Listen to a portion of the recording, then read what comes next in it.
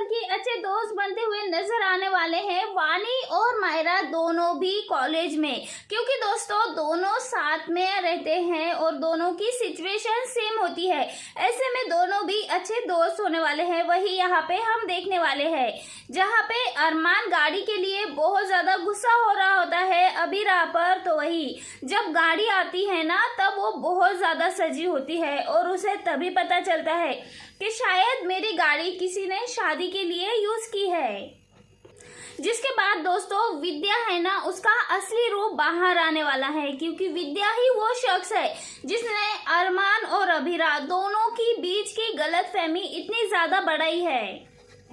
क्योंकि दोस्तों उस वक्त जब एक्सीडेंट हुआ था ना, उस वक्त अबीरा को भी बहुत ज्यादा चोट आई होती है और इसी वजह से अबीरा हॉस्पिटल में होती है। लेकिन विद्या ये सब जानती थी। यहाँ पे अबीरा हॉस्पिटल छोड़ के अपने पति और बच्ची से मिलने के लिए आती तो है, क्योंकि यहाँ पे हॉस्पिटल से जब अबीरा आती है ना, विद्या यहाँ पे अबीरा को रोक देती है और कहती है कि हमें अब तुम्हारी जरूरत नहीं है। ये देखो, ये कस्टडी पेपर्स है, अरमान ने तुमसे तुम्हारी बेटी छीन ली है और अब मायरा की कस्टडी सिर्फ और सिर्फ अरमान को चाहिए। यहाँ पे हम सब देखेंगे अबीरा बहुत कोशिश करती है अपने पति और बच्ची से मिलने की, लेकिन यहाँ पे विद्या गलतफहमी पैदा कर देती है और कह देती है कि तुम्हारा पति और बच्चा तुम्हें ऐसे देखकर किसी और के बच्चे के लिए इस तरह से तड़पता देखकर मिलना नहीं चाहते, वो तुमसे नफरत करते हैं।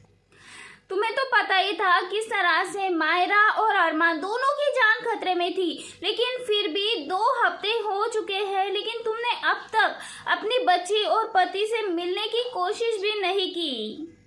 यहाँ पे हम सब देखते हैं कि यहाँ पे अबीरा हॉस्पिटल में होती है 2 हफ्ते, लेकिन यहाँ पे विद्या ने तो अपनी सारी की सारी हदें पार कर दी होती है और यहाँ पे सबके सामने विद्या को सिर्फ और सिर्फ अबीरा को ही गलत साबित करना होता है। जहाँ अभी तक हम सब ने देखा ही है किस तरह से विद्या जो है वक्त के साथ कभी अबीरा के साथ होती है तो कभी किसी और के साथ। यहाँ पे विद्या कभी भी एक इंसान के साथ टिक के रही नहीं है, जो कहानी में हम सब ने अब तक भी देखते आए हैं। कभी विद्या रूही का साइड लेती थी तो कभी अबीरा का साइड लेती थी। वही हम देखते हैं दोस्तों, काजल ये सब कुछ सुन रही होती है और देख भी रही होती है किस तरह से विद्या कितनी ज्यादा गिरी हुई हरकत कर रही है। वही यहाँ पे अरमान गुस्सा होता है, ऐसे में वानी भी गुस्सा होती है। जब अरमान कॉल करके गुस्सा करता है ना अबीरा पे, उसके बाद मायरा भी कॉल करती है और वो कॉल अबीरा नहीं उठाती बल्कि वानी उठा लेती है और वानी को ही मायरा बुरा भला बोल देती है, बहुत कुछ बोलती है। वही यहाँ पे वानी अपनी माँ अबीरा को डिफेंड करते हुए नजर आती है और यहाँ पे माँ शब्द सुनते ही मायरा का गुस्सा नेक्स्ट लेवल पे चला जाता है। ऐसे में दोस्तों तभी वो दिन आ जाता है जब ये दोनों भी हॉस्टल के लिए रवाना होती है। हॉस्टल में जाने का दिन आ चुका होता है। वही दोस्तों आगे आने वाले कहानी में वानी और मायरा दोनों भी एक दूसरे की ताकत बनते हुए नजर आने वाले हैं। यहाँ पे वानी और मायरा दोनों की एकदम फ्रेंड्स फॉरएवर वाली केमिस्ट्री हमें देखने को मिलेगी, जब तक कि कहानी में यानी कि इन दोनों के आमने सामने अबीरा की एंट्री नहीं हो जाती। जब तक कि मायरा अबीरा को देख नहीं लेती कि यही वानी की माँ है, तब तक कि इनकी फ्रेंडशिप की मिसालें दी जाएगी, यानी कि बहुत अच्छी दोस्ती होने वाली है दोनों की भी।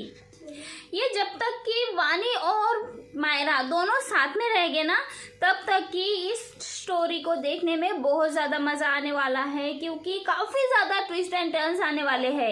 लेकिन तभी यहाँ पे अबीरा की एंट्री होगी और अबीरा, जिसे कि मायरा की मम्मा है, उसे पता चल जाएगा कि मुक्ति वही है वानी, जो कि उसकी बचपन में उसकी मम्मा को छीन लिया था उसने।